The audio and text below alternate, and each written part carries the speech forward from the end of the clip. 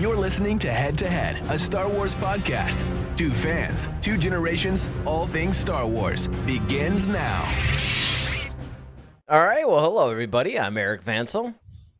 I'm Daryl Sanders. And we're your hosts for this show. And right before we went on, we debated who actually sent who the idea for this story, which is really, really funny because I honestly did not remember sending you the link to this story. And so then when it came time to make the choice and you sent it to me as an answer, I was like, all right, well, where's the link? And then you're like, here you go. I'm really surprised you you showed a lot of restraint, actually, for not, because, I mean, you had to have been confused when that happened. Yeah, when you said it, I was like, but you sent it to me.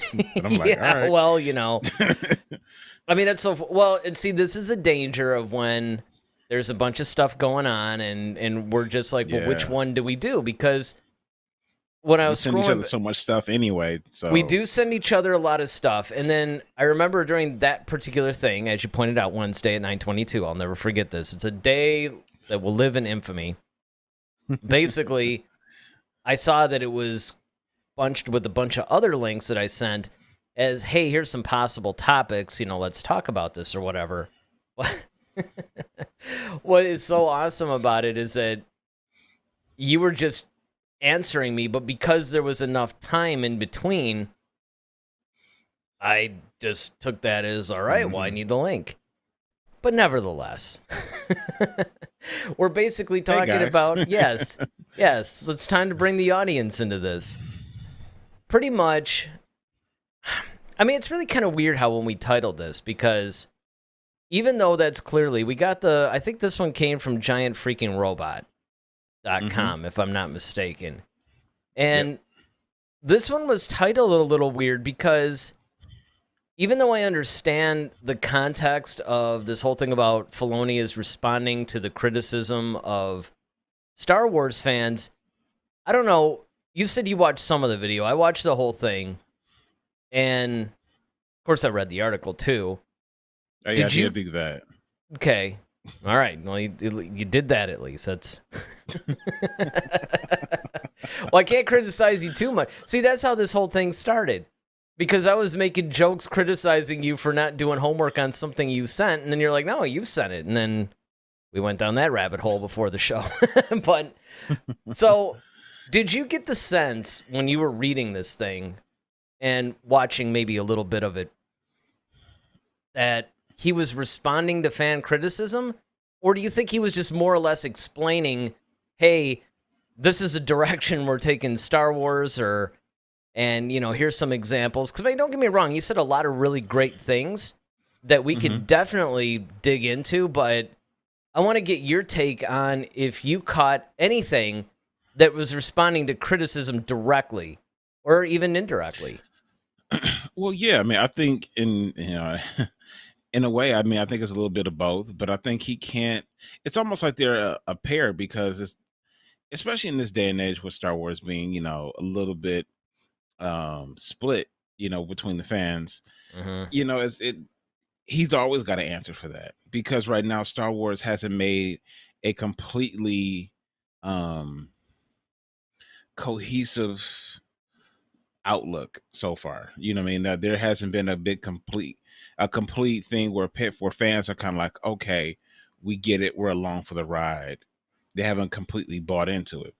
So I think he's always going to have to, in some way, shape, or form, whether it's intentional or not, he's always going to kind of have to respond to some criticism because that's what's out there right now. And a lot of fans are kind of divided as far as, okay, these shows I like, this I don't, or why did you make this movie and why is this canceled? There's a lot of moving pieces and there's a lot of things going on. So I think Dave Filoni kind of does it almost probably just instinctively.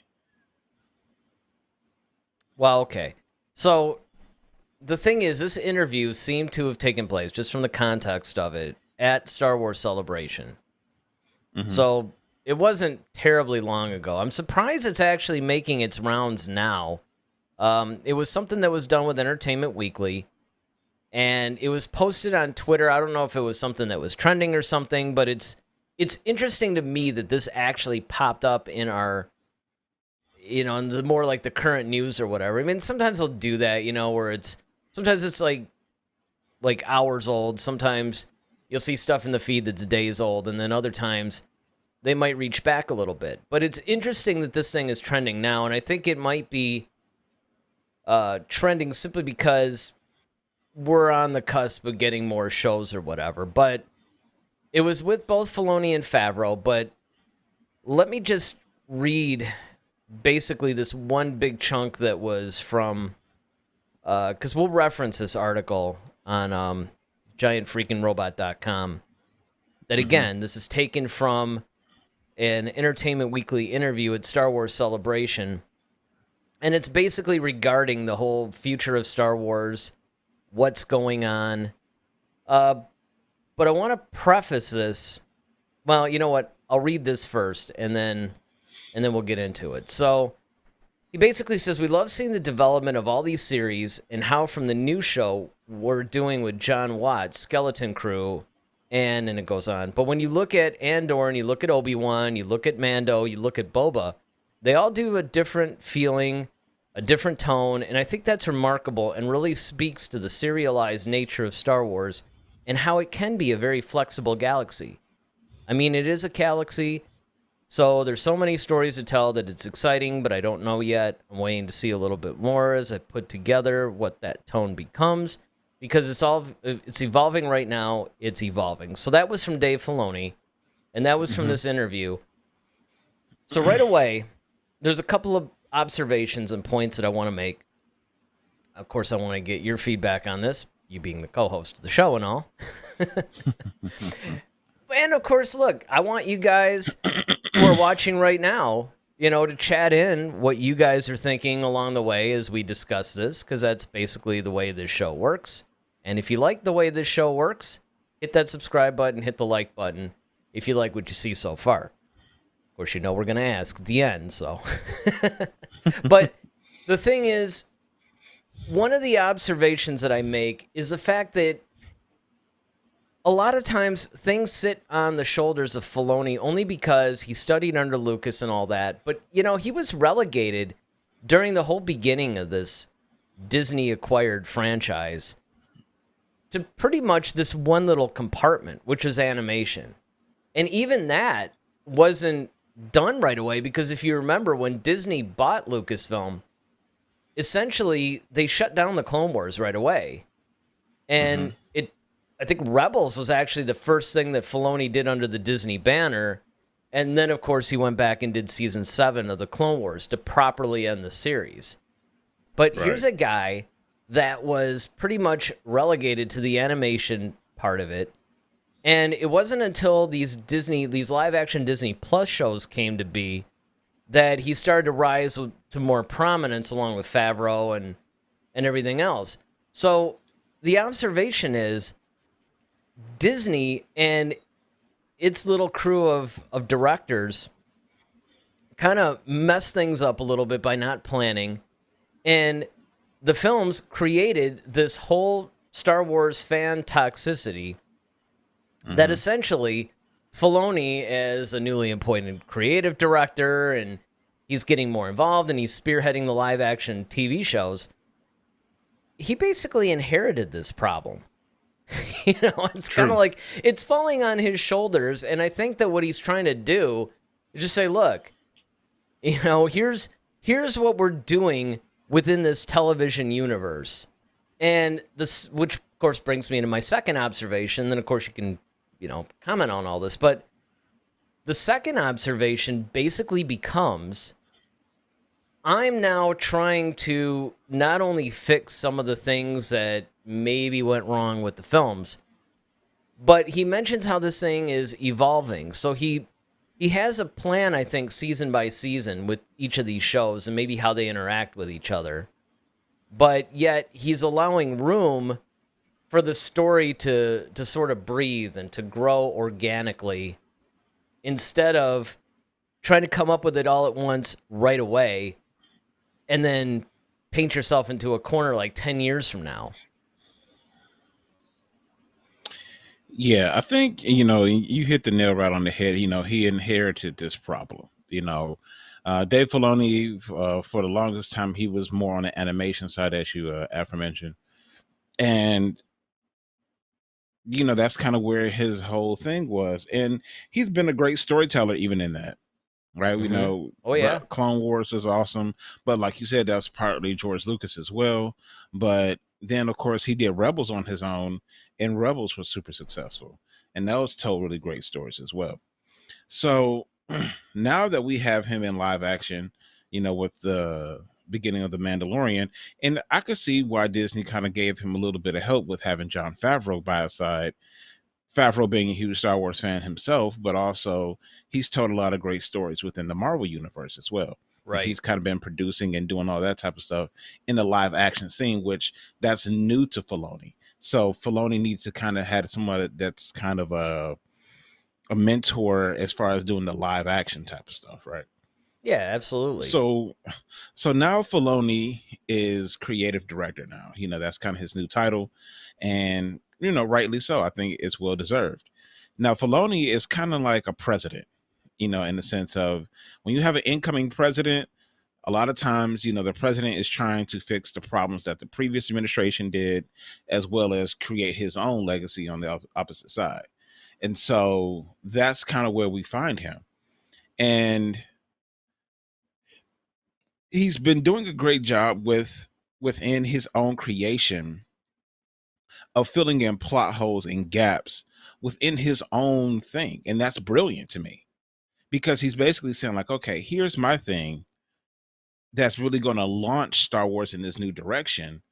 But yet, even within my whole framework of where my creations, I'm fixing I'm putting in some putty here to kind of connect or smooth over some of the things that were done wrong. He's not saying he's going to fix everything, but at least he's kind of doing some patch jobs in there, so that way things are a little bit more tolerable when people, especially newer folks coming into Star Wars, can be like, oh, okay, I get it. Yeah, I just wonder sometimes where so I agree that yes, he's definitely coming in, he's fixing a bunch of things, and that's needed. I mean, I like the fact that he could take these shows, particularly when you look at the time frame and the era and everything in which they take place. I mean, pretty much I'd say like 70, 80% of them all take place post Return of the Jedi, like maybe 6 years after, whatever it is. They all take place in that time period. But of course, there's Obi-Wan that takes place before and everything. So I wonder if, okay, in fixing these plot holes that the original trilogy in particularly left, because again, George Lucas was painting more in broad strokes because it was essentially like fantasy. That's what fantasy writing does. It sort of paints in broad strokes. Sci-fi tends to be more detail-oriented. Sci-fi is where you find explanations for just about everything, right? And because Star Wars is fantasy sci-fi, it walks that fine line, and so there's sometimes where you can get away with maybe the more broad strokes, but then there's other times where clearly you do have to explain some things. So kudos to them, both of them, for taking these shows, and because you have a longer medium, I mean, season 1 of Mandalorian accepted, where you had episodes that were like 17 minutes or something. But I mean, in theory, anyway, you pretty much have a 6, 8, 10, 12 episode season and multiple seasons in which you can pursue not only whatever story you're trying to tell and characters you're trying to introduce, but you can also go back and say, hey, look, here's an opportunity to explain this gaping plot hole from Empire Strikes Back or something. You know what I'm saying? So it's like you do have that. The danger, though, in doing that sometimes, I think, is a couple of things. Number one, I think it could get to the point to where, like I said, even though people tend to freak out whenever I say this, you could end up to where if you have enough story content that's built around the original trilogy, and the original trilogy is almost acting like a dam around it, right?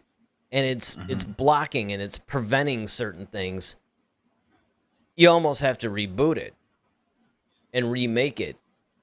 Because, of course, Lucas, he had limited technology. He made this thing in like the late 70s, early 80s. Clearly, we're a little bit freer to do more stories. And the way that you can do that, obviously, without basically everybody getting out their pitchforks and torches, is you could just use the world between worlds thing. And you wouldn't even really have to do that. I mean, that's really more for rebooting the sequel trilogy. The original trilogy, I would just remake almost, verbatim. But just, think of it as the ultimate special edition. But all that aside, I think one of the problems is that if they keep trying to explain too much, and this is a criticism that you had at one point, is that you guys need to start expanding, beyond the time periods that are either right before or right after the original trilogy. Now, I would argue that you have more leeway after the original trilogy and before the sequels, right? Because you got that 30-year period you could play with. And absolutely, you can introduce a ton of characters and storylines and stuff that it's almost a clean slate, because you wouldn't necessarily get into the situation of, hey, does this thing break canon or anything like that? Because you can literally have something that, say, begins 10 years after Return of the Jedi, and it's done 5 years before The Force Awakens. And it's this entire thing that takes place in that, little 15-year window or whatever. Scope. Yeah. And it could be That's completely introduced and done, right? Like it had no bearing on either trilogy at that point. And you could do that times 100, because you could say, well, this happened on this planet, this happened on that planet. I mean, you're free. You're a lot freer, because a lot of times I think what people have a tendency to do is think that to go beyond the Skywalker saga, you either have to go after Episode 9 or before Episode 1 or something like that. And you don't have to. You just don't have to. I agree that maybe in between Episodes 3 and 4 or during that might be a little bit tight, because as one person who wrote on our YouTube comments this week basically said that, because she was basically talking about, just commenting on how we were talking about leaving the Force out of, and this Jedi and the Sith out, and how you can, even though I sort of agreed basically in the context of what she was talking about, even though I still stand behind the point that we made on the show that you absolutely can tell a Star Wars story during those time periods without Jedi or Sith. But what she was getting at was they had so much of an effect, along with the Empire and everything, on the galaxy during that time period, that it would be hard to totally get away from that, because even if you don't feature the characters, you have the effect, right? But, well, I mean, I guess if you're talking about, and that's the thing too, because in the original trilogy, you can kind of get away with it, simply because in the original trilogy, you didn't have, like, in theory, there were no Force users. The only Force users you really had was Luke, Vader. I brought that up. And I actually brought that up in the comments. I'm like, look, you're talking about all these Jedi and Sith. You had like 4. I mean, really? Exactly. It's in Yoda. Sorry, 5. So, okay, so you have 5 people who pretty much that we know have the Force. But like, once again, to the mass populace, the Force doesn't exist to anybody. Exactly. Because the Jedi and the Sith were all wiped out, so everyone thought. No one knew about, they knew who Vader was, but they never knew that he was a Sith Lord, and then of course they started hearing about Luke Skywalker, blowing up the Death Star. They just thought he was some farm boy from Tatooine. They didn't know he was studying to be a Jedi. So all points that I brought up. Context, well, the other thing I brought up too was Ahsoka. Exist. Yeah, you're right.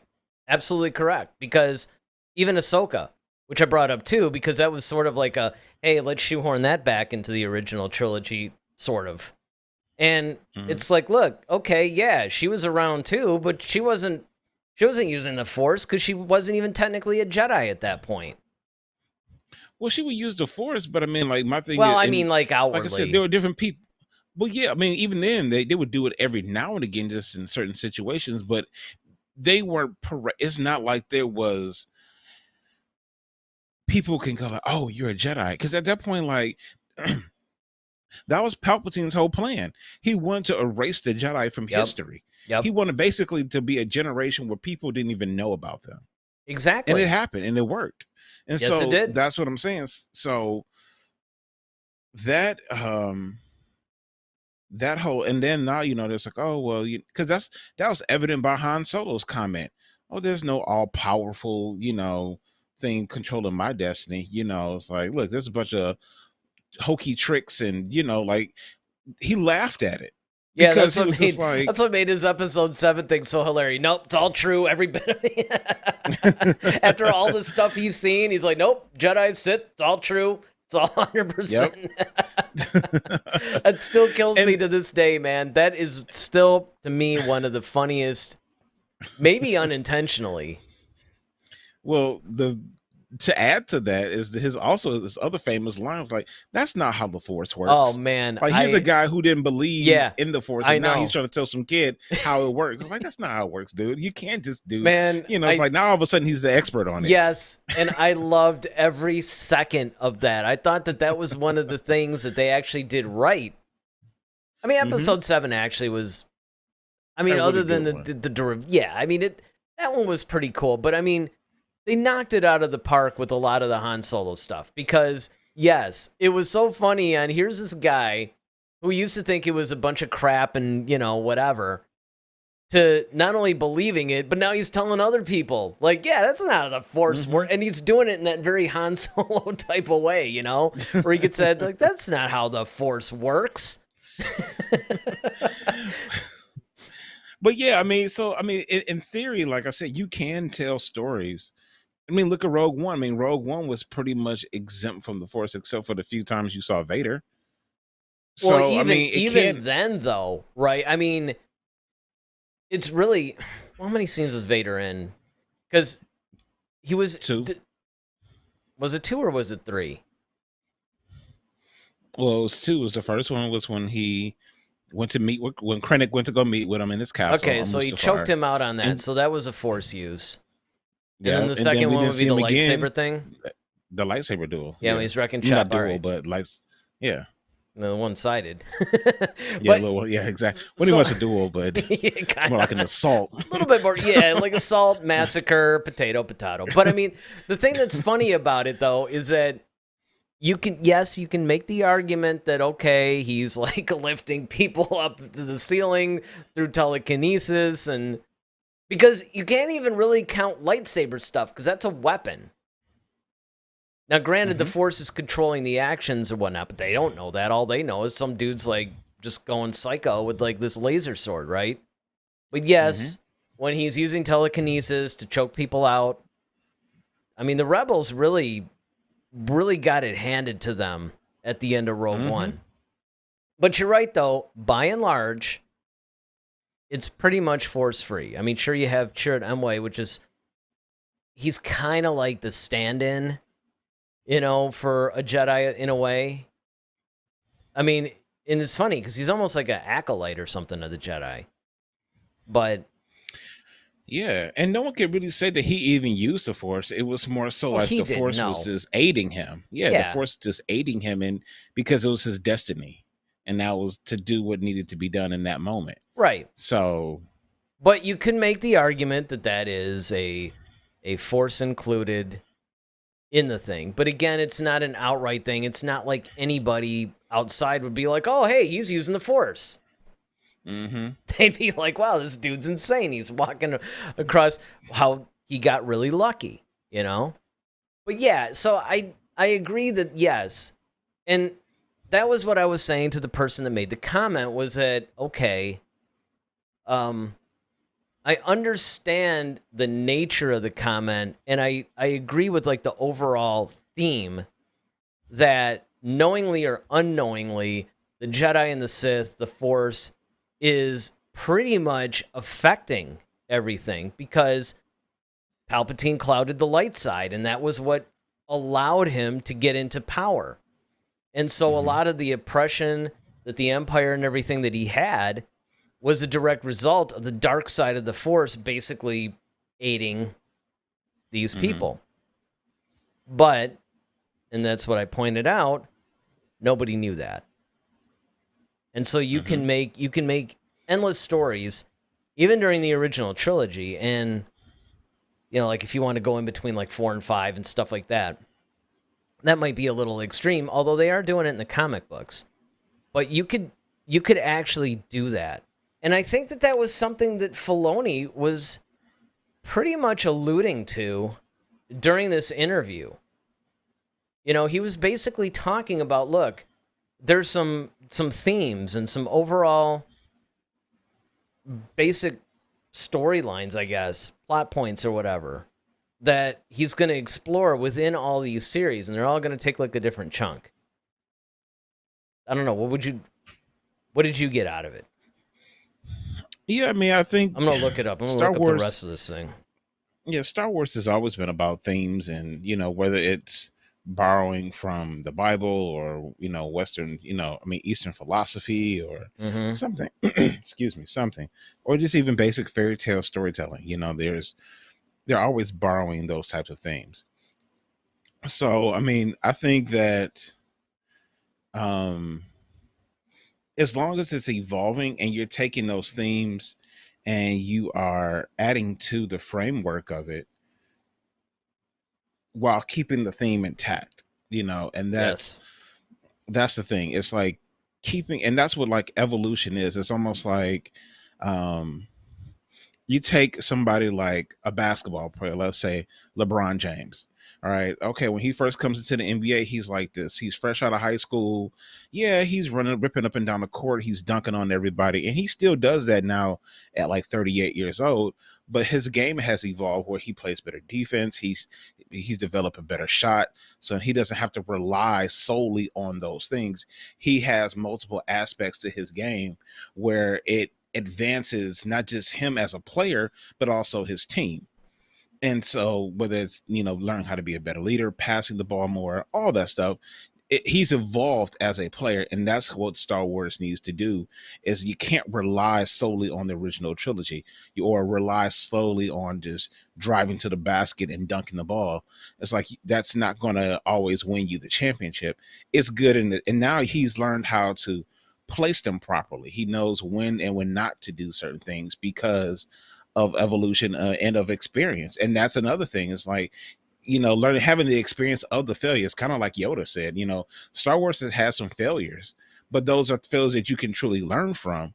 And hopefully, you know, with the way that Filoni is kind of looking at things, he's like, okay, let's take the basics of Star Wars, let's take the themes and what we're really trying to do, but okay, how can we modernize it and evolve it without losing that feeling? And that's what Star Wars really is. It's really a feeling. It's like, it has to, we say it all the time, it has to feel like Star Wars. Yeah, you know, it has to feel like, yeah, because that's what it does. It's like when you sit down and you see, you know, the Century 21. Well, no, we don't have that anymore, but yeah, that was one of the things that actually stopped making it feel like Star Wars, was the fact that it's, honestly, yeah, I really wish that they had distributed the thing or something, or just be like, all right, you guys can use it for, you know, I mean, yeah, exactly. And you know what's ironic is that Disney bought Fox. If they had only bought them like 10 years ago, we could have had the stupid logo up. Yeah, but just even the whole, a long time ago in a galaxy far, far away. Yep. Then you get the fanfare, but like it instantaneously puts you in, okay, this is Star Wars. You got the opening crawl, that's Star Wars. Like, that's, everyone associates those things with Star Wars, and then there's usually a pan down or a pan up. I was just gonna say, you know exactly, what I'm saying? Like something. it's that's Star Wars. Like, it has to open that way. And and then we kind of get into the whole story, the meat of it. So those are the things that, like, those are the themes. Those, it has to feel. One of the things he said, it was like, making it still feel serialized, and with a lot of these different shows. Now, in tone, yes, like there are some things that have a different kind of tone, like Boba Fett and Mando, the Mandalorian, kind of have a similar tone. Sure, there are some slight differences, but overall, they kind of have the same vibe. But Obi-Wan didn't have the same vibe as Book of Boba Fett. Completely different. Well, it also takes place at a different time period, though. So that Yeah, might have but I'm been saying, like, intentional. But that's what I'm saying. Like, just the tone of it all. Like, even Andor, like everybody's saying, like Andor is going to have a different vibe because of what's going on at that time, and who Andor is and what the situation is calls for a different type of tone. Well, I will say this. So, yeah. Tone. It's funny that you started bringing that up, actually, because that was one of the next points that I was going to make and steering the conversation a little bit, is the fact that he brings up tone quite a bit in this article. That seems to be like a central theme. One of the things that when you were talking about, no pun intended. yeah, right, the evolution of like how LeBron James, started out from where he ended up and everything, and how Star Wars needs to do that too. Star Wars could even look within its own universe for that very same lesson, because what happens when a Jedi is younger, they rely a little bit more on lightsaber combat and flipping around and doing all that stuff. As they get more powerful in the Force, that's when they start to rely less on the weapons or whatever and more on just their power and everything else, because they're smarter. And their experience. Yeah, exactly. They know when and when not to do something. Absolutely. And when they do use the lightsaber, it's very, very minimal movements, because they don't have to. They're fighting smarter. It's kind of like, okay, you can jump around like a maniac, but it looks pretty, but it's not going to be as functional as what I'm doing. Yep. So he spends a lot of time talking about tone. And I think that that's one of the things that's really going to differentiate a lot of this stuff as far as the differences in series. And it also talks about how it's intentional. I think a lot of times people don't realize that a lot of what they're doing is intentional. It's not because they're dropping the ball or, trying to do some weird whatever. I mean, it's not because, this show they choose to use the volume and this show they don't, that kind of thing. I mean, they are very purposely dealing with the different tonalities of what they want to present for that particular show. And the serialized thing, yes, I think that that's awesome, because what's happening is it's, in a way, I think, actually fulfilling George Lucas's vision even more so than the films do, because he envisioned like a whole Flash Gordon kind of thing. And that used to be like a weekly thing, because, there wasn't any television. Well, I mean, there was at home, but it wasn't the same thing, right? There was a big difference between movies and television. And there were new movies that would come out every week. People would go to the movie theater like every day, every week or whatever, and there'd be some new little short, and the Flash Gordon thing was like a serialized thing that people would go every Saturday and check it out. Check out the latest Flash Gordon adventure in the theater. And essentially what's happened is now that the more theatrical experience has been brought to the home, and so we can experience this at home and then through streaming, they can actually do these 12 episodes. Like, it feels more like a serialized thing. And then things that happen in The Mandalorian are then picked up in the Book of Boba Fett, and things that happen in both of those can then be picked up in Ahsoka. And, there's all this, like, cross. I keep wanting to say tissue. Yeah. I mean, I should say crossover. I always want to say cross-platform. It's the gamer in me, but basically it's a crossover type of a thing. They used to do that all the time where, I don't know, like Law and Order would, like you'd have an episode that would start in Law and Order and then, would end in Chicago PD or something. Like they would actually have like two different shows and they would kind of share the same episode. And that's kind of what they're doing here, which I think is brilliant, because That's something that the books and the comics and all that have been doing for years. And I think Star Wars, what it needs to do in order to not only survive but thrive from now on, is it needs to stop compartmentalizing. You had the comics, you had the books, you had the films, you had the shows, and start, having them all be part of that shared universe. That's what Marvel does so well. Yeah, exactly. And that's a great example. With Marvel, you have different characters popping up in each other's movies and things like that to show that the universe is connected and everything is bonded together. But then again, most of the time, most of the people are taking place within the same time period. So that is easier to at least in a lot of ways to do. But, certainly, we've done things that are different. But going back to your point on tone, I think tone is very important because it sets into motion what they want the audience to feel and place them in a space where I have your attention. So when we look at something like Andor, right, and it's kind of like that spy, Jason Bourne thriller. It's kind of got some political stuff with it, and it they shoot things in the volume, which for those of you who may not know, it's kind of like this studio kind of set where they have the Unreal Engine where they could create all these different landscapes in this room. And instead of using like a green screen, they have this whole thing they call the volume. Well, Star Wars originally was always made on lived in sets, meaning that places that you could actually visit in person, like you can go to, Auckland, New Zealand or something like that and see like, oh, this is where they shot this at, or you can go to, Abu Dhabi somewhere and this is where Tatooine was or something like that, so they actually have like real places that you can go. And so that's always been a part of the Star Wars theme, brand, whatever you want to call it. That's part of the Star Wars machine. But now they're kind of starting to figure out like, okay, well, maybe this show needs the volume, but this show needs to have more of the real world lived in universe. We need to be on location somewhere because to get the tone or the vibe that we really want. And so that's what's really cool.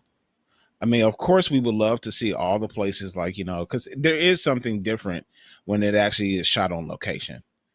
You could tell. But, Absolutely. But at the same time, financially, I get it. You got all these different shows going on. You may not have time for all that or the money to do all that. So some shows may need to go into the volume where you can kind of scale it back and save some more money. Where exactly. Other places, so instead of going to Tunisia for Tatooine, you just have like a pile of sand in the volume, and you're there. Right. You go to Metro Beach or something. And, right. Yeah, exactly. Some local, beach or whatever. So, yeah, it makes sense, but that's what I mean by the tone of it. Like they have to pay attention to the vibe. Where are we trying to go with this? And that all plays a part in sucking us into the show. To that end, David Sumler Jr. writes, hello, gentlemen. Jon Favreau is fantastic with Iron Man 1. I trust him. And you know what? You don't even really have to go outside of Star Wars. I could actually say Jon Favreau was fantastic with Mandalorian Season 1. I trust him. Or, some of the other stuff that he's done. He's definitely helped out with the Book of Boba Fett. And Well, David hasn't seen those series yet, but your point is still valid, Eric. I mean, yes, he's done a masterful job with all those, but seeing what I understand where David is coming from, like comparatively speaking. Like, I mean, I get it because if you haven't seen it, but I'm just saying that it's one of those things where before those shows came out, whether you've seen them or not, doesn't matter. Before they existed, the only thing that we were all waiting with bated breath. I'm trying to put us all back in when we were all in this situation, because the only thing we had was, well, Filoni did pretty good with the animated stuff, so he's a good storyteller, and, well, Favreau did pretty well with the Marvel stuff, so should be good, right? But we never had an example of, okay, well, that's great, but what are these guys going to do with Star Wars? Now we have that. And so my point is that even though, yes, you can point to their successes outside of Star Wars, one of the problems that we had before all these shows, when we only had these outside experiences, is exactly what I just said, right? Because I remember you and I think it was on one of the shows when we were getting ready for season 1 of The Mandalorian. Because The Mandalorian was the first ever show, live action Star Wars, right? And I remember you and I were talking about the different accomplishments that Favreau had and Filoni had. And I remember you and I at different times would take turns basically bringing this up. Well, it doesn't necessarily mean they're going to do Star Wars right, though, you know? And I mean, with Filoni, even though he was doing Star Wars, it wasn't live action Star Wars. So it is nice that we can now base future success, or, you know, like pretty much like a speculation on, well, I wonder how they're going to handle this. Now we can go back to what these guys are actually doing with Star Wars and say, okay, they did good with this, so it basically could do this. He's got a follow-up here. Let me get that up. Fantastic point about the tone. The Mandalorian looks real, and I agree that they should return to the tactics of the first film and use real locations, since the tone is real life and more grounded. And yeah, they did start to do that with... I know Andor's going to be definitely the first real example of that, but I think they went... Seems to be like on one of the other shows they did that too, where they used some real stuff. Yeah. I was about to say, because I know, like,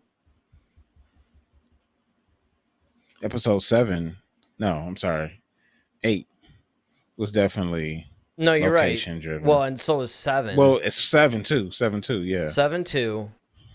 And then I think there were certain elements of... I want to say maybe it was Obi-Wan. Obi-Wan, though, now see that... Of course, that was kind of cheesy, though. You know, like some of those stuff, you could tell they didn't spend money on it. I mean, that duel that Vader and them had. Video. Well, it's funny because, and it's funny that you bring up Obi-Wan. I meant to. It's the perfect time to bring it up, but I think it's bring it September. Let's do it. September 8th. They're doing an actual behind. They actually got a whole like making of Obi-Wan. I saw the trailer for that. Yeah, so that would be cool. So for those of you who want to, you know, take a glimpse and look at some how some of the Star Wars stuff is done, especially in this current day and age, definitely check that out. It's coming out on Disney Plus. I think it's like September 8th, if I'm not mistaken.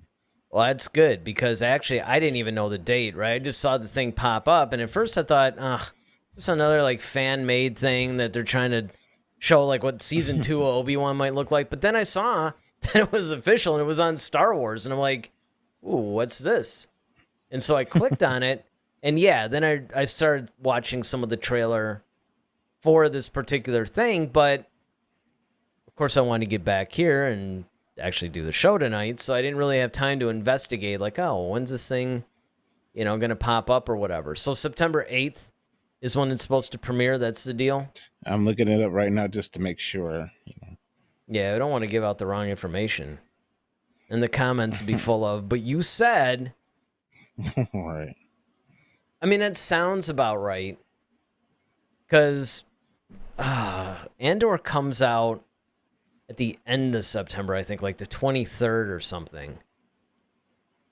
So it would be a good time to get people back thinking about Star Wars again, because that's the other thing that they have to do too. They have to space some things out, and I'm really hoping with a lot of these shows, like Skeleton Crew, for instance, we really don't know a whole lot about it. We know a little about what the tone's going to be, and you know how it's going to be. So it's going to feature like more like kids, probably like the 12, 13, 14-year-old range, and it's going to be, you know, I would probably compare it, if I'm right, it's going to be like a Stand By Me, Goonies, it's a recent, well, it's not really recent anymore, but Super 8. You know, it's going to be that kind of thing. And I mean, honestly, it'll probably be kind of like Stranger Things takes place in the Star Wars universe. That's probably, if I had to choose a good analogy for what they're going to use as a template, or at least like a good show that they might use as a template, they probably looked at the success of Stranger Things and said, you know what? We need a Star Wars version of this. And that sounds like what Skeleton Crew is probably shaping up to be, like somewhat like that. But we'll have to see. But you have that, you have the Acolyte, you have Lando. You know, these are some of the shows that have been promised that we're going to get at some point. And so they're going to have to start balancing these, because once you have enough, you know, you got to have it to where maybe one show is ending its run and then another show picks up. That I think that's what it would be in a perfect world. You could overlap them, I guess. But that's another way that Marvel's doing really well. Now, I haven't seen She-Hulk yet, and I haven't seen Miss Marvel yet, although everybody is raving about Miss Marvel and saying that it's great. And, of course, I'd be remiss if I didn't give my usual Star Trek reference in the show.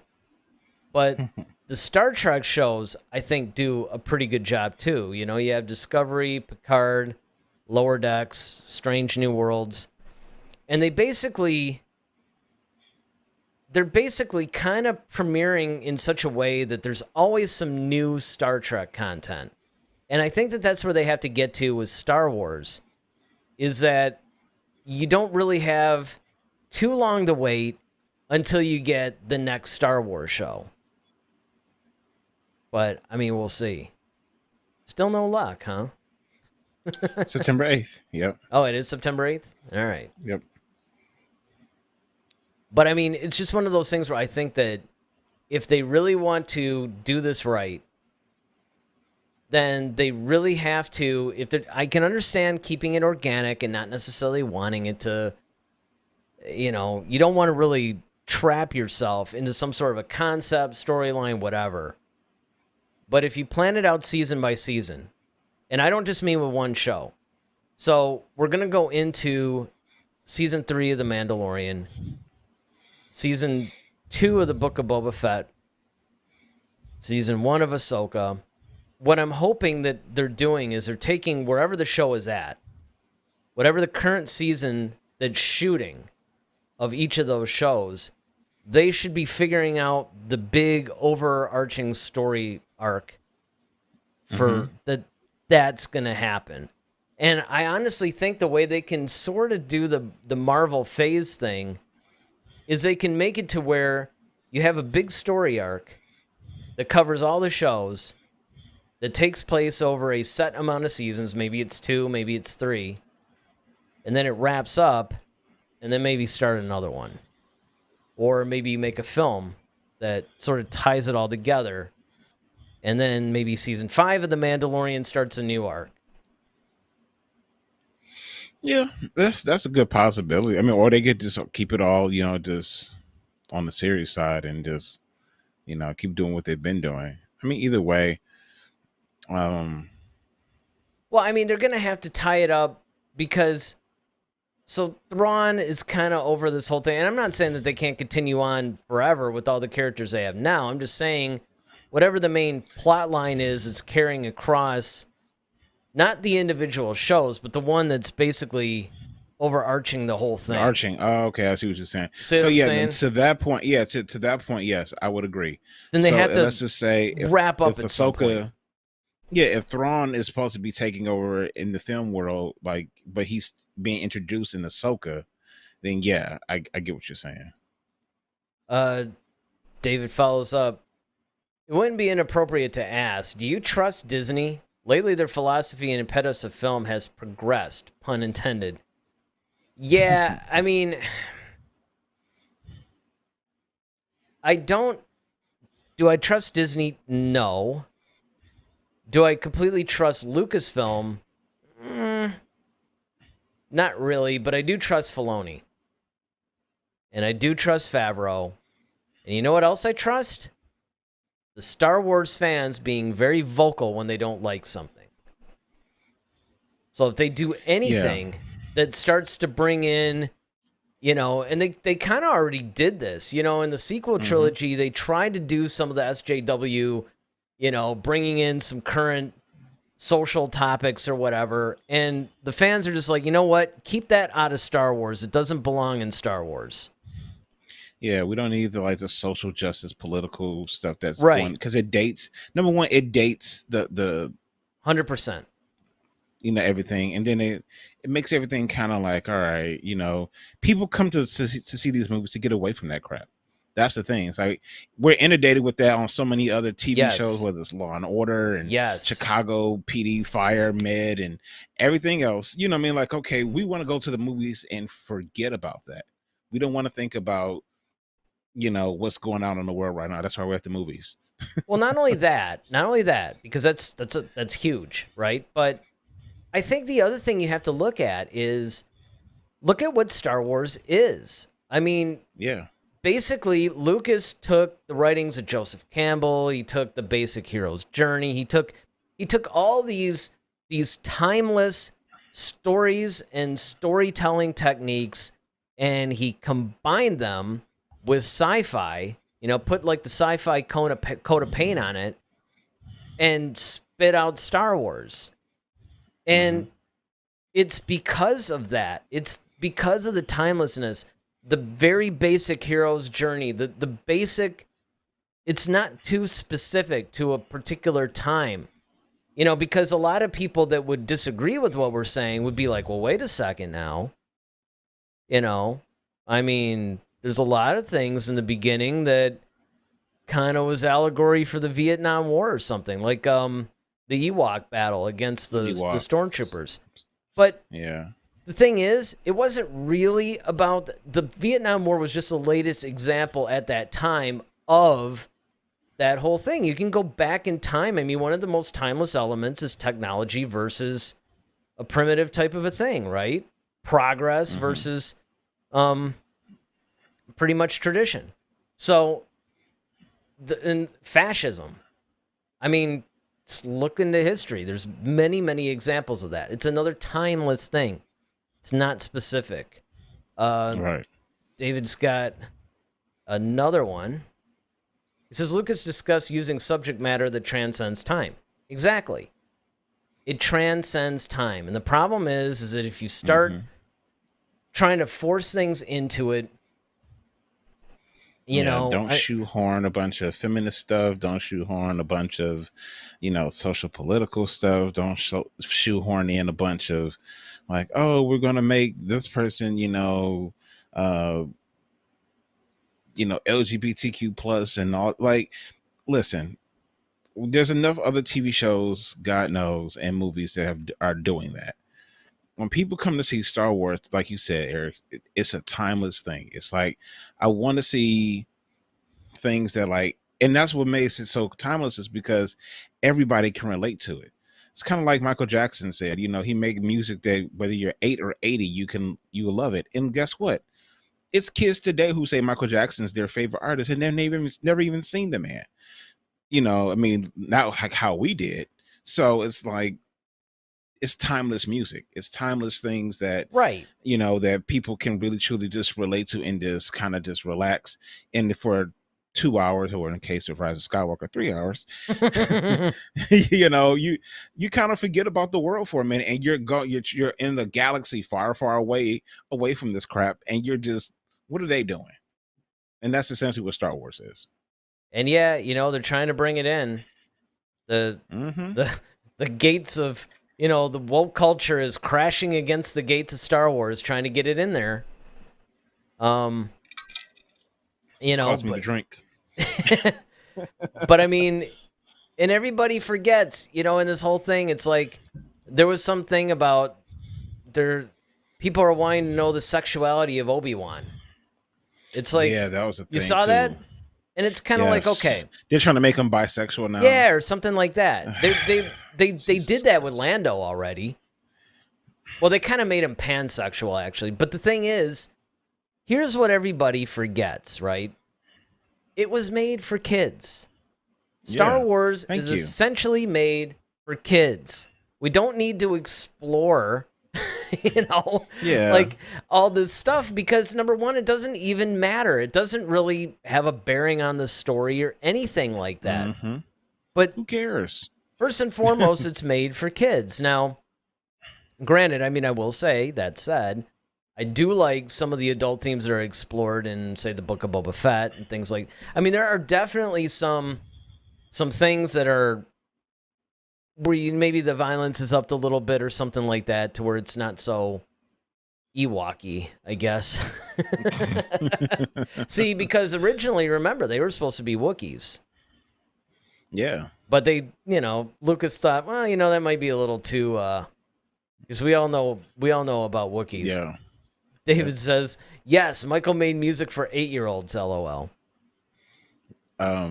Never mind. I'm gonna leave that alone. I know. I was thinking the same thing. I'm like, all right, just, David's what? trying to set me up. Yeah, I mean, that's good. We almost took the bait. No pun intended. Anyway, so. Yeah, well, But I mean, the thing is that we have to. It's a tough thing. It really is, because on one hand, and I'm talking overall now, I'm not.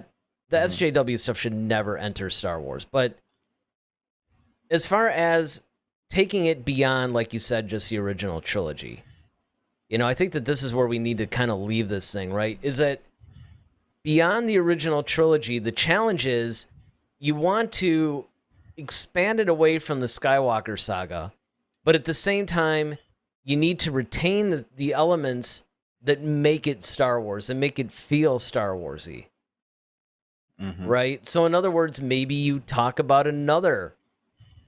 They kind of were trying to do it with Rey a little bit, but, maybe it's another hero's journey. Okay, now it's not the Skywalkers, now it's another whole saga. But you can still make it feel like Star Wars. And that's where I think they need to go. And I honestly think Filoni is the guy, along with Favreau. Don't want to dismiss Favreau's role at all. But I think that these are the guys that could pull it off if Kathleen Kennedy doesn't get in their way or doesn't try to control things too much. Yeah, I completely echo with you, Sam, and I'll just say this, that we definitely need to move away from the Skywalker. That means I think the comics and everything have done a great job as far as filling in the gaps between 3 and 4. They can do that without screwing with canon too much, and we don't have to worry about redoing the whole original trilogy because of that. So let's let that be that. But we need to, like you said, move beyond the original trilogy, and let's create new characters, new memorable characters that once again, it could be callbacks or have the memorable memorable characters that we can fall in love with again. Like you said, it doesn't have to be a Skywalker. It could be some other kid, but they might even reference it like, yeah, my mom wouldn't let me go train with Luke Skywalker. Like, I heard about it, but she wouldn't let me. And, I had to kind of find my way. And maybe they're looking for Jedi temples now, just on their own, because they want to study the ways of the Force, because they know they have this power, but they don't know what to do with it. They don't know. And there may be little things that, like, okay, you might see a Yoda holocron or something like that, or Luke Skywalker holocron, just something to tie it together, maybe to tie it all again and give people that, oh yeah, that's cool. But then we still, yeah, exactly, the fan service stuff. But at the same time, let's push beyond, and that's what made Rebels so cool. Yeah, that's honestly what made Rebels so awesome, because you had somebody like Kanan, who was from the prequel era, yet and he made references to certain people. We saw Yoda pop up, a hologram of Yoda pop up in one of those temples on Lothal. Okay, cool. But it was still like Ezra's journey into figuring out, and that's what made Rebels so cool. And Kanan had his own thing too, because he never became a full Jedi. He was a Padawan, but he just kind of poured into Ezra what he knew. See, that was amazing storytelling to me, and that's why I love Filoni for that, and that was his creation. Yeah, so I'm all for it. All right, so I'm going to give my final thoughts on this, and I'll give yours. again, if you guys like this show, if you guys like what you've seen so far, definitely hit that like button, like the video, because the YouTube algorithm loves the like button, and it puts us in front of more people. If you like the show and you want to see and be notified and all that, hit the subscribe button. That'd be good too. And of course, we have a buymeacoffee.com link in the comments section. So if you guys want to throw a couple bucks our way or maybe become members, there's some really cool packages there. So you definitely want to do that. So final thoughts. I think that, yes, they could do all that. When you bring up Rebels and the Ghost and all that, that's sure there were references in there. And yeah, they brought in some characters. You saw Leia at one point. You saw Wedge. You saw some of these other people, Lando.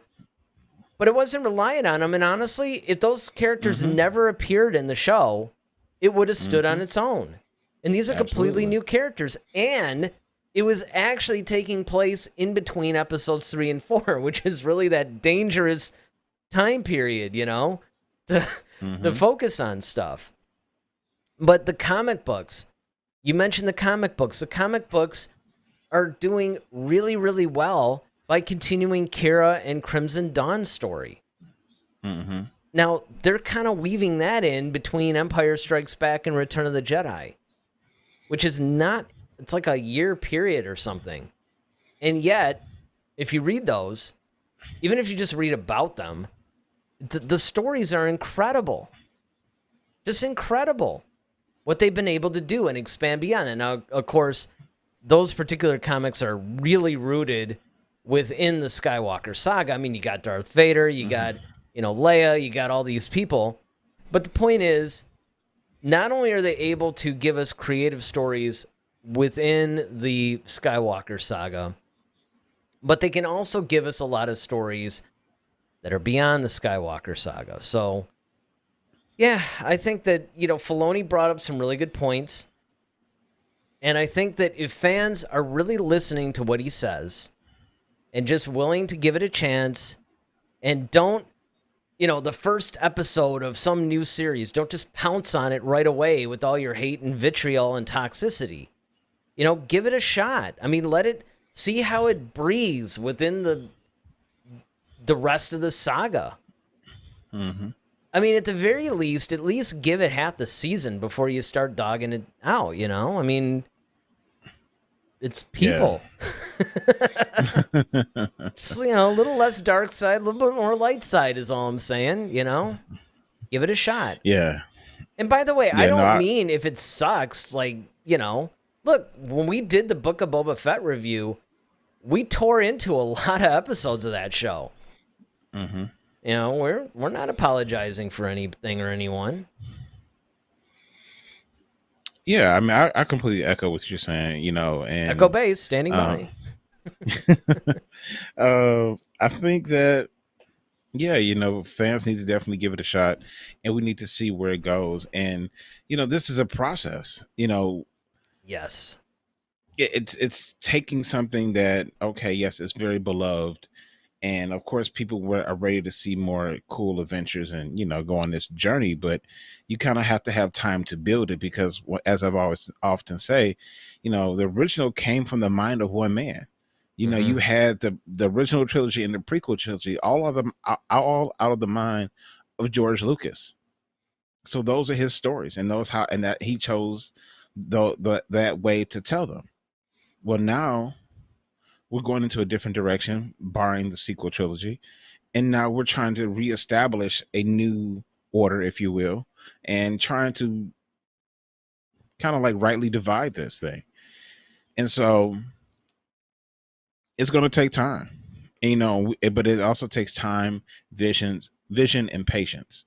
And so I'm putting trust in Filoni and Favreau at the helm to make sure they're going to do what needs to be done, so long as Kathleen Kennedy and everybody else are on board. And we'll just have to see what comes out of it. Yeah, and I agree with you. Give it some time because, again, and this is something that people forget, and then I promise we'll wrap this up. Keep saying this is like the final thing, but we keep bringing up all these good points, and that is look, Star Wars lay dormant for a long time You know, first you had after Return of the Jedi. So in between Return of the Jedi and The Phantom Menace, you know, you had something like, I don't know, 16 years or something. Now, of course, the books came to pass, but I don't really count that because it's a lot easier to write. I mean, I don't mean it's easier to necessarily write books and tell good stories, but in the context of starting up a film franchise, it's a little bit easier and quicker to do it with the written word. Mm-hmm. And then, of course, after the prequel trilogy, it lay dormant for another, like, 7-8 years. And so, yes, you bring up a good point. It takes some time to establish this thing because, first of all, we have to get used to the fact that, like you said, most of the stuff came from one guy. And now it's coming from many people. So you have to align different visions. And they're not going to get it right out the gate. You know, it's gonna be some growing pains for a little bit. But the way that it looks, particularly with Andor, I'm thinking, you know, and from just some of the stuff that I've seen from Ahsoka, some of the leak footage, of course, that we covered, you guys can go back and watch it. It actually wasn't chopped up too bad by YouTube. The Mandalorian Season 3, definitely, you know, so, yeah, overall, I think we're in good hands. But the important thing is not, of course, what we think, it's what you think. So in the comment section, you know, we took a poll in the chat, actually. It says, you know, do you trust Dave Filoni with the future of Star Wars? And we had basically a few people, like, take the poll, which is good during the chat, and overwhelmingly it was yes. So we're going to put up some more polls in the chats in the future. So if you want to participate in the polls, you're going to want to chat live with us. You're going to want to, even if you don't say anything, you're definitely going to want to give your vote in the poll. And then, of course, we're live every Monday and Friday, 8 o'clock. This Friday may actually be good because I don't think that the work thing we have to do is going to take us as long. So we might actually be good for 8 o'clock this Friday. Fingers crossed. But if for some reason we can't make it, you know, live right at 8 o'clock, we're either going to do a pre-recorded episode or we'll go live a little later. Point is, you're going to get some Star Wars content from us every Monday and Friday. So you're going to want to subscribe to the channel, hit the notification bell so you know exactly when we're up. And we're going to try to work on some more content for you guys. So we don't really have... I do this at the end of every... This is almost like tradition now. This is actually almost like the close at this point. Do we know what we're talking about Friday? Nope. All right. See, sometimes we actually do. So you definitely want to watch to the end because you get a little bit of a sneak peek. But we don't know. But as you like to say, it'll be Star Wars. So you guys are going to want to join us this Friday because we're going to talk about Star Wars. So with that, I'm Eric Vansel. I'm Daryl Sanders. May the Force be with you. Always. Head to Head, a Star Wars podcast. Be sure to follow us on Twitter @HeadToHeadSW. Submit your questions for our next show. Visit our official website at headtoheadswpodcast.com. Until next time, may the Force be with you, always.